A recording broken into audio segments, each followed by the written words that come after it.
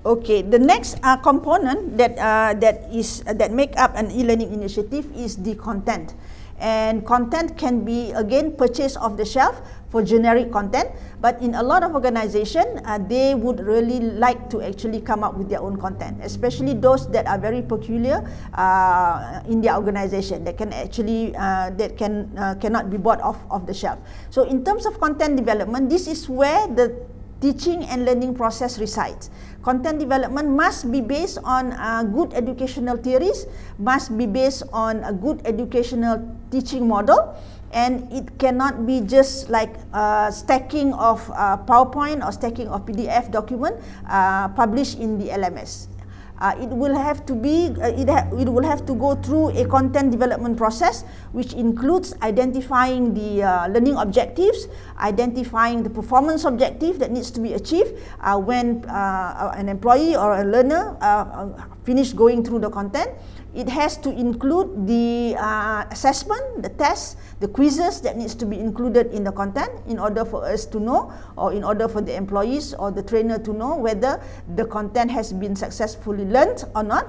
It has to include the graphical elements. We need to find out what are the relevant graphical element that needs to be included in order for the content to be easily understood. Bear in mind that when people go online and learn, they are actually learning on their own.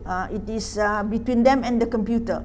There is no teacher that is around to explain. There is no teacher for them to ask questions. Therefore, the content that we develop must include elements that will actually help them learn.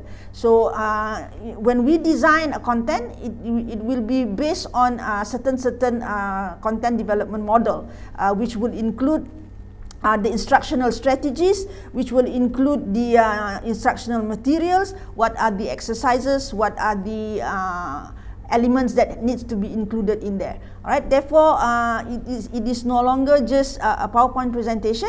It has to be something that can actually help the learners learn the material or the content on their own. As we said earlier, the performance objective is very important. The quizzes will have to correspond to the performance objective, so that when they do it, we know that they have actually mastered the content within each given module. So the process of content development may take between 4 weeks to actually 3 months, depending on the graphical elements, graphical treatment that you are using. If it is just a common interactive content, it may not take that long. But if you are looking at 3D, if you are looking at augmented reality and all those kind of treatment, the content development may take as long as maybe 2 to 3 months to complete.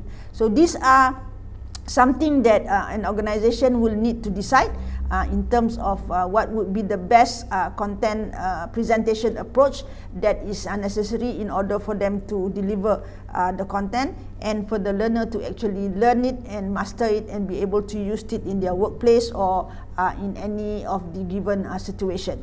Alright, so if you want to know more details about this content development, feel free to contact us at the number and also the email stated on the screen.